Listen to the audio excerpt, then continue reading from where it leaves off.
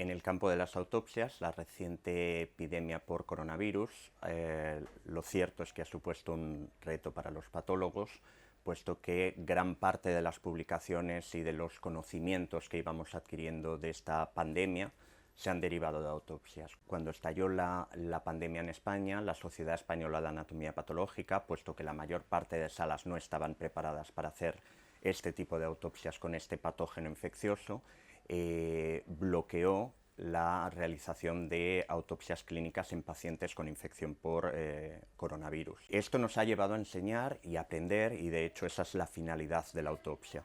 Una posibilidad que establecimos es lo que hoy en día se considera la autopsia mínimamente invasiva.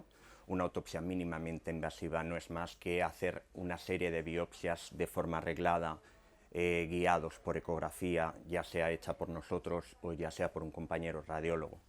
Y en este sentido pues nos ha llevado a, de alguna forma, aprovechando la circunstancia que tenemos una nueva sala de autopsias, pues a diseñar esta sala de autopsias siguiendo tres ideas básicas.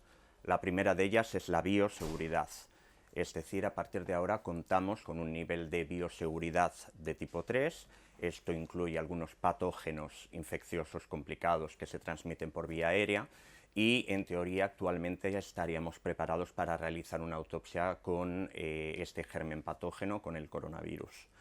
Otro de las finalidades con la cual ha sido diseñada la nueva sala es con una finalidad docente.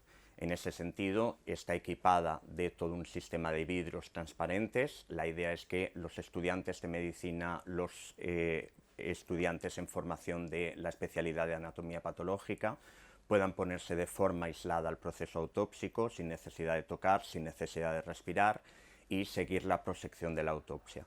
No solo eso, sino que los focos que iluminan la mesa de autopsias están equipados de una cámara que permite en todo momento seguir de forma online o a través de ordenador la autopsia, cumpliendo con unos estándares de seguridad.